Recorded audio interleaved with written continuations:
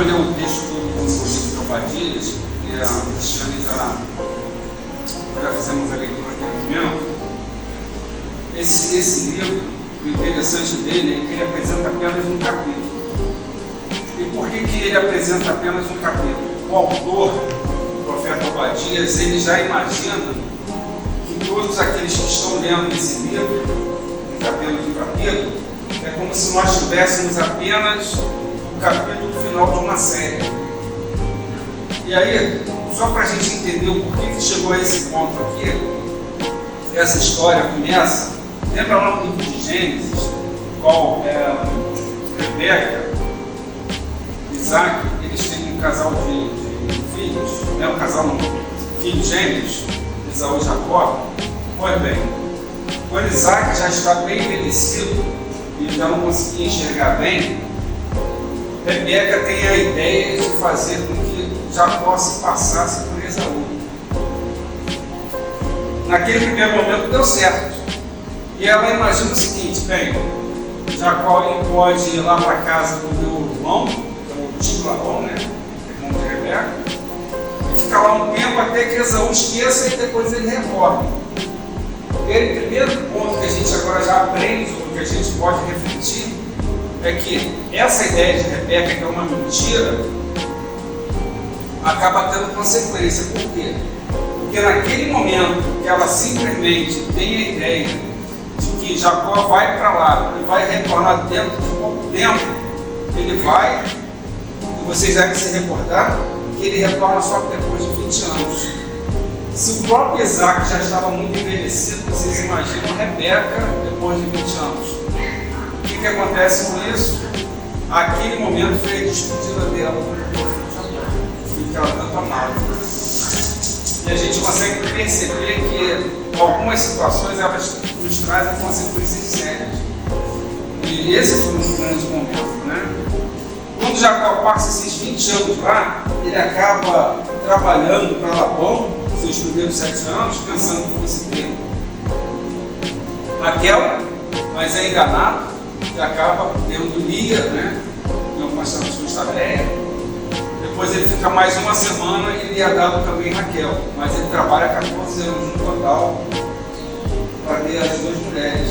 Só que essas duas mulheres tinham as suas servas, Bila e Silpa. Então Jacó, na realidade, ele teve o quê? Cada uma das mulheres deram filhos, sendo que Lia deu 6 filhos, mais a filha de Ná.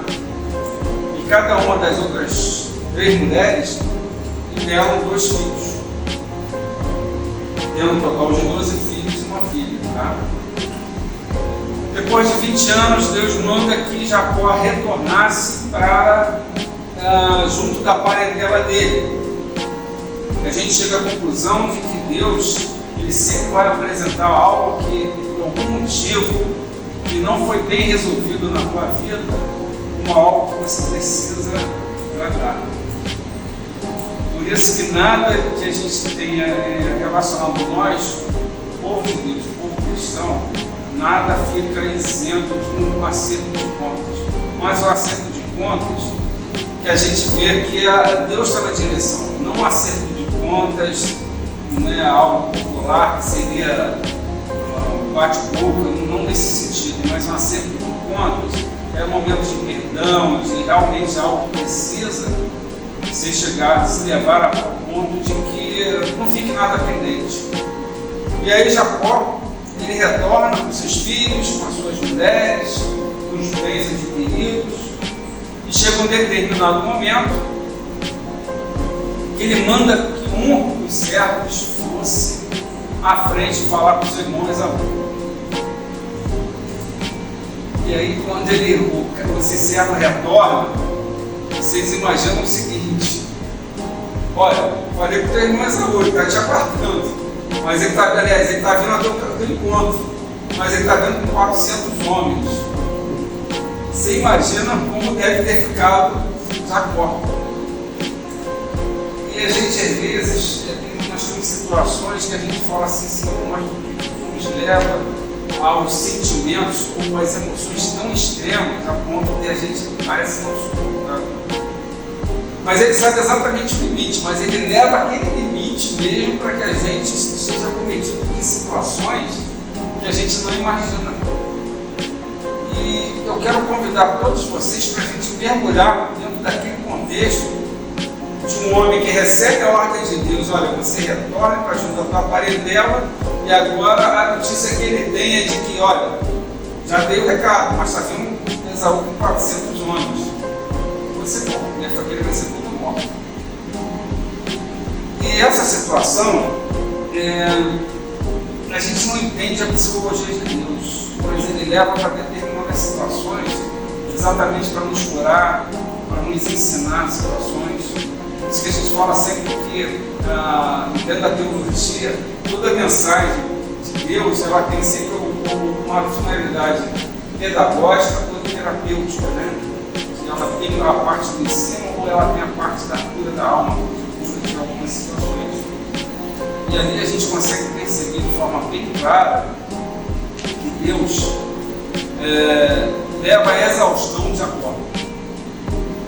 Isso talvez nos faça refletir situações que a gente está passando, ou que a gente passou em algum momento. Tu fala assim: Senhor, mas por que tu me leva nesse extremo? Tantas situações dessas, você fala assim: Senhor, por que eu estou passando? E ele tem um propósito sempre maior e melhor para a nossa vida. E a gente vai chegar à conclusão exatamente na situação que a gente está agora. E aí ele já está tão apavorado, ele vai fazendo com que a família vá à frente, vá adiante. Ele fica por último. Eles passam pelo Vale de Jacó, que é um local conhecido como um lugar de passagem. É como se tivesse um rio, e aí foi feito algo para que você pudesse atravessar. Só que eles não dão o nome de ponte, mas simplesmente de val. Algum tipo de situação foi criada ali para que pudesse atravessar esse rio Jacó. E aí, como ele está por último, ele está sozinho. Ficar sozinho te dá a possibilidade de um encontro mais profundo com Deus. Porque se ele estivesse junto com a família, talvez ele não tivesse tido a oportunidade de encontro com esse anjo. Ou se, na possibilidade dele saber que Esaú não viria com aqueles 400, talvez ele não tivesse sentido aquele temor que ele estava sentindo naquele momento. Entende que algumas situações são criadas por Deus para te levar a outras com propósito maior, mas a gente não entende. E a gente às vezes até pensa: mas que Deus está pensando na nossa vida? Ele nos leva para algumas situações que nos faz ter um sentimento tão fora do comum e a gente não imagina. Mas isso possibilitou o quê? Que Jacó ficasse sozinho. E aí ele aparece um anjo, enviado por Deus. Não vamos aqui debater sobre a questão se anjo, se era o próprio Senhor, enfim, não era o propósito, mas era alguém enviado pelo próprio Deus para que tivesse esse confronto com Jacó. Esse confronto, simbolicamente, mostra que tudo aquilo que Jacó havia lá atrás, no passado, deveria ficar no mar de esquecimento para que começasse uma nova etapa de vida. Consegue entender como Deus ele faz algumas situações bem claras? Bem, Jacó, tu viveu tudo até hoje dessa forma, mas agora, a partir daqui para frente, você vai ser o líder do povo de Deus. O teu nome vai ser mudado para que teu nome fique estabelecido como o nome de uma nação que vai perpetuar em todo o tempo. Se vocês pararem para observar, o nome de Jacó, que é mudado para Israel, aquele que lutou com Deus e prevaleceu, esse é o sentido de Israel, a gente vê o nome de Israel, a nação de Israel presente até os dias de hoje. E enquanto eles passam a madrugada lutando, e a gente consegue entender de uma maneira que ali tem um tratamento, um choque de Deus sobre a vida desse homem, e na hora que o anjo está para partir, e Jacó não permite que ele parta, ele se agarra nesse anjo. E aí, quando a gente vê o significado do nome, Israel, aquele que lutou com Deus e prevaleceu. Prevaleceu em quê? Em questionar Deus de forma alguma. Ele vai descer porque ele não permitiu que o anjo saísse sem que ele fosse abençoado. Talvez a gente entenda por que nossa vida ela passa por situações do passado, mas que para que a gente chegue a um determinado ponto que Deus quer, ela precisa sofrer transformações. Ela precisa ser, nós precisamos às vezes de cura, de tratamento, de mudanças, para que a gente seja bênção na vida de outras pessoas também. Porque se nós carregarmos um passado doloroso, cheio de mazelas e de marcas, isso, ela vai acabar atrapalhando dentro da construção que Deus quer. Por isso que a gente às vezes não entende que o tratamento de Deus, o tratamento de Deus é sempre com situações positivas, não. Às vezes traz dores para que venha curar. Por isso que o remédio, às vezes, ele precisa ser amargo para trazer cura. Só que dentro do povo de Deus, será que a gente às vezes está entendendo dessa forma? Ou será que a gente está compactuando dessa forma? Mas nós somos certos, ele é que é o Senhor. Não há alternativa. E se ele sabe claramente que através das adversidades que ele acaba movendo o trator do nosso coração, a gente vai conseguir entender isso. E agora aqui existe esse tratar, esse ponto de Jacó com Deus. E a partir dali, agora ele vai encontrar com o irmão. E algo que surpreendentemente no início poderia ser muito ruim, agora está descrito o que? Bem, eles se reencontram e eles fazem as pazes. Sabe que não existe, pode existir pendência dentro daquele nosso meio familiar, dentro daquela situação, porque a família é sangue, é alguém que a gente convive. E aí é só Deus para fazer com que aquilo seja restabelecido. Eles fazem as pazes. E depois eles vêm habitar onde? Esaú, a nação dele passa a se chamar Edom, Jacó e Israel, e aí eles param para ficar onde? Exatamente em Canaã, na terra prometida que Deus já havia lhe dado naquele momento. Só que o que acontece ali? E aí vamos dar continuidade, porque você tem os edomitas habitando aqui e os israelitas morando ao lado, uma nação ao lado da outra. São irmãos, ok? São nações irmãs. Você imagina que eles vão se ajudar. Mas algo acontece interessante. Por quê? Vocês devem se recordar quando Deus fala para Abraão lá atrás, lá em Gênesis, se não me engano, está no capítulo 15. Olha,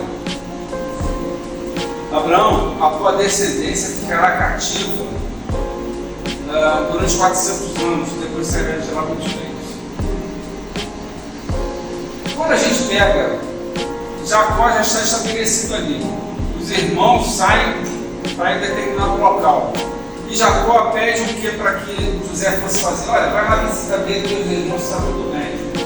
Quando José chega para os irmãos, o que acontece? Ele simplesmente acaba sendo vendido para uma caravana de ismaelitas. Por que eu estou falando desse sentido? Lembre-se que Deus falou para Abraão que a descendência dele ficaria cativa durante 400 anos. Bem, José é vendido. E por que José é vendido? Porque nós temos 4 mães diferentes. Mas a mulher que Jacó amava era Raquel. Por isso, a predileção dele por José. E aí ele é vendido. Mas antes de ele ser vendido, ele teve um fome. Os peixes se dobrando a ele. Ele ia parar aonde? Ele foi parar na casa de Potifar, começa administrado maravilhosamente bem. Mas logo depois, o que acontece para ele? Ele é assediado pela mulher de Potifar. Injustamente, ele vai parar na prisão. Ele poderia estar reclamando muito. Sabe, Cristiano? Caramba, eu estou fazendo tudo que é correto, mas as consequências eu sou vendido pelos meus irmãos. Agora eu vou para a casa de Potifar, poxa, administro tudo lá direitinho, sou assediado por uma mulher, não faço nada de errado, e mesmo assim eu vou parar na prisão. Mas aí ele entra para uma prisão e ele trabalha com tanta excelência na prisão que o próprio carcereiro lhe dá a administração dessa prisão para ele. E aí ele começa a fazer o quê? Ele começa a tratar de tudo bem. Lá no palácio do faraó, o que acontece? Existe uma conspiração, o faraó não sabe claramente o que aconteceu, se ela é do copeiro ou do padeiro. E aí esses também vão para a prisão. Olha que ponto interessante. A prisão ela tem uma porta, não é isso? Uma porta. Uma entrada. O padeiro também teve um sonho. O copeiro também. E José ele dá a interpretação para cada um deles. Sendo que o padeiro acaba sendo morto em 3 dias. O copeiro é restaurado à função que ele tinha anteriormente. José, quando chega aos seus 30 anos, que o faraó também tem um sonho e ninguém é capaz de interpretar. Isso acontece depois de 2 anos que o copeiro é restabelecido no local dele. E aí, qual é a grande situação? A prisão ela tem uma entrada, mas aqui a gente está vendo 3 saídas. Vocês comparam? Olha só. O padeiro foi para uma situação inferior, ele é morto. O copeiro voltou para a mesma situação. José, ele sai de uma situação melhor, superior. Então, a mesma entrada com 3 saídas diferentes. E o que isso nos traz como reflexão? É que, dependendo de como você proceda, de tudo aquilo que você tentar fazer com excelência, agradando a Deus, nós temos situações distintas como saída. Você pode simplesmente, se você fizer coisas que não agradam a Deus, uma situação pior. Se você continuar sempre na mesma rotina, na mesmice, você como copeiro, você é restituído. Por isso que algumas situações na vida, a gente às vezes fala, mas a pessoa às vezes há tantos anos dentro da igreja, parece que está tudo na mesma batida. Ou você pode fazer diferente, fazer as coisas com excelência, aquilo que me agrada a Deus, e Deus mudar a história de vida. Pois bem, José, ele agora está como administrador do Egito, ele é o segundo na hierarquia. E aí durante 7 anos ele começa a juntar tudo aquilo que tinha daqueles 7 anos de prosperidade. Depois vem 7 anos de ciclo. E aí nós temos o que? A situação na qual os próprios irmãos vêm a conhecer José, vêm a comprar mantimento no Egito, porque era o único lugar que tinha mantimento naquele local. Vocês estão conseguindo perceber como Deus, uma visão macro, o que Deus vai fazendo? Ele vai movimentando toda a terra diante daquilo que Ele quer fazer. E aí, até que chega um determinado momento que ele se dá a conhecer e os irmãos da família dele vão habitar aonde? No lugar mais fértil do Egito. Não é possível? O lugar mais fértil. Passam-se 430 anos. O que aconteceu? Uma explosão de israelitas dentro de uma nação. O que um outro faraó percebeu? Caramba, esses israelitas eles se multiplicam com uma tão tremenda forma que eu não consigo. Daí ele fala o quê? Para as 2 parteiras, né? Para que elas simplesmente matassem os meninos. Só que essas parteiras, de alguma forma, elas conhecem esse Deus de Israel. E aí elas não fazem isso. Chega um determinado momento que esse faraó fala o quê? Então mate todos os meninos que nasceram dos israelitas. Nesse período nasce quem? Moisés.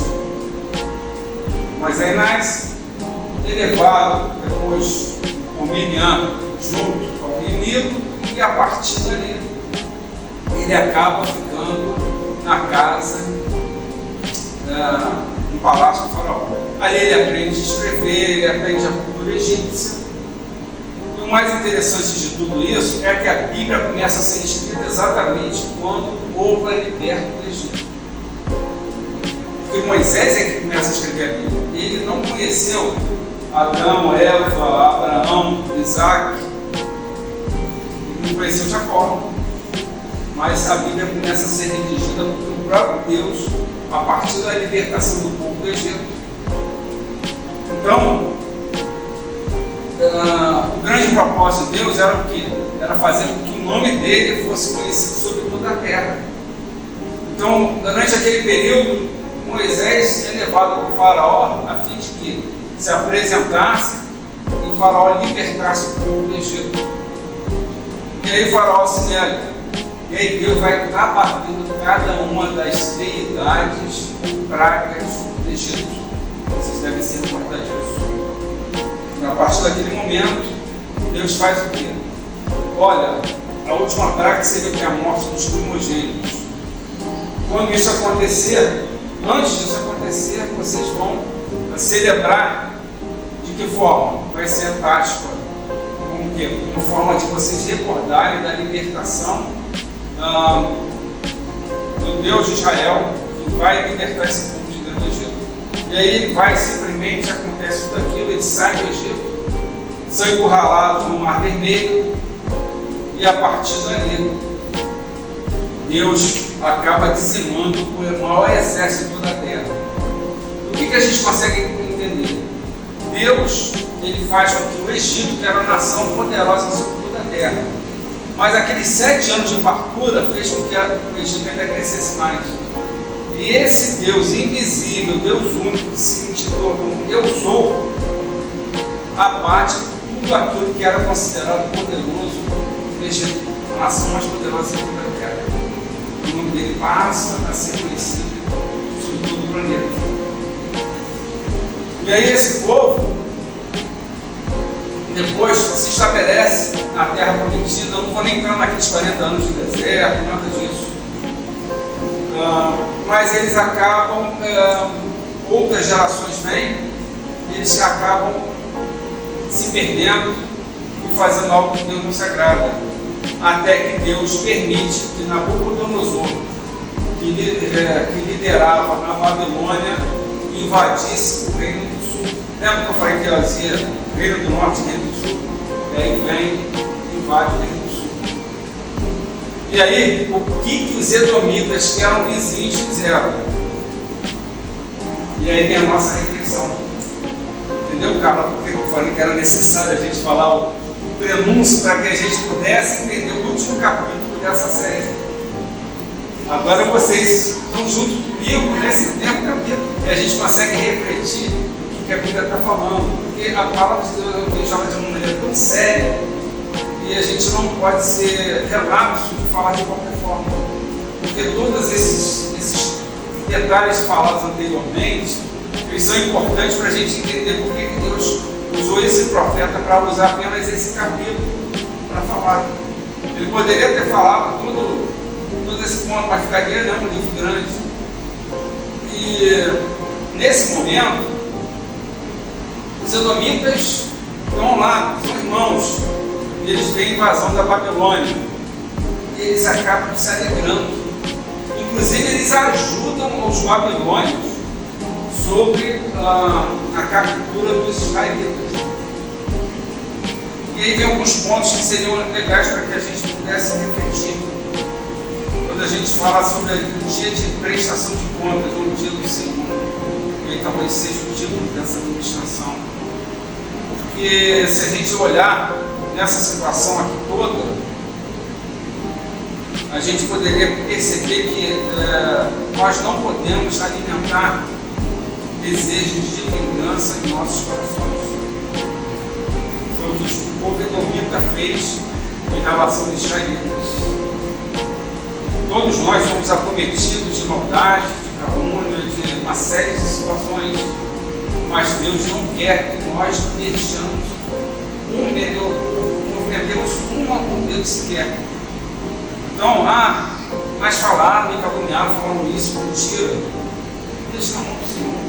Ele é que te justifica, Ele é que te guarda, né? Então, a vingança é uma prerrogativa de Deus. Você não tem uma liberdade para agir nesse sentido, no sentido de quê? De fazer, alguém fez mal contra você, eu vou pegar e vou tirar satisfação. Não, você tem um dono, ele te justifica e ele advoga as suas causas. Isso a gente não pode esquecer. Por isso que muitos do povo de Deus, ele fala assim, não, mas eu não posso deixar isso parado. Mas se você mexer com a mão, você está tirando a mão de Deus diante daquela situação. Os soberbos, os arrogantes, eles aprenderão de alguma forma que ninguém está isento da mão da justiça de Deus, né? A gente observa os edomitas e orgulhosos e soberbos, porque eles habitavam em rochas, eles não habitavam mais em terreno aberto, eles ficavam nas cavidades, e eles imaginavam que, bem, eu estou dentro de um carro blindado, eu posso andar e posso fazer o que eu bem entender, eu tenho segurança, nada vai me acontecer. E Deus, ele protege aqueles que estão firmados nele. Não depende da proteção humana, mas depende da proteção de Deus, né? E é interessante, por quê? Porque Deus queria que houvesse uma reconciliação entre os irmãos, mas a descendência de ambos acabava entrando em conflito, principalmente os edomitas guardaram rancor contra os israelitas. E isso não agradou a Deus, sabe? Então, no perdão você entrega o prejuízo para Deus. Em troca você recebe a liberdade, você consegue conseguir de forma mais tranquila. Sabe que tem algumas coisas que têm entristecido muito nós como Deus? É aquilo que a gente ouve, que se fala. E uma das coisas que eu aprendi na Bíblia é que é necessário a gente bloquear nossos ouvidos para que a gente não venha se entristecer. Já viu que aquelas pessoas que são mais sedentas de saber do que se fala da tua vida ou de você, são as que são mais vulneráveis para se entristecer? Porque em algumas situações, para alguns não vem, por quê? Porque você bloqueia o ouvido. E você sabe que fulano está falando com você, você não se dá essa liberdade para que o ouvido receba informações que venham te entristecer. E assim é a nossa própria vida. Nós temos sempre a possibilidade de deixar a justiça na mão de Deus, bloquear o ouvido de situações que possam vir a te entristecer, principalmente questões relacionadas à amizade. Quantas amizades e relacionamentos foram desfeitos a partir de coisas que você ouviu? E a gente sabe que o inimigo utiliza essas oportunidades para te entristecer. Por isso que você precisa estar calcado, estar reforçado no sentido de você não permitir que aquelas notícias, aquelas informações venham fazer morada na tua mente e você ficar triste em relação àquilo. E aí, relacionamentos são desfeitos, situações vão entristecer o teu coração. E qual é a possibilidade que você tem? É de simplesmente utilizar a palavra de Deus. E quando você consegue fazer isso, eu vou falar para vocês, 100% do tempo eu consigo fazer isso? Não, é desafiador. Mas boa parte eu aplico a palavra de Deus na minha vida, porque senão eu já teria sucumbido em muitas situações, sabe? Porque tem coisas que a gente às vezes fica sedento para retribuir o mal que você recebeu. Mas ele vai novamente, caramba, não, a vingança é prerrogativa de Deus. E Deus tem me justificado em várias situações, sabe?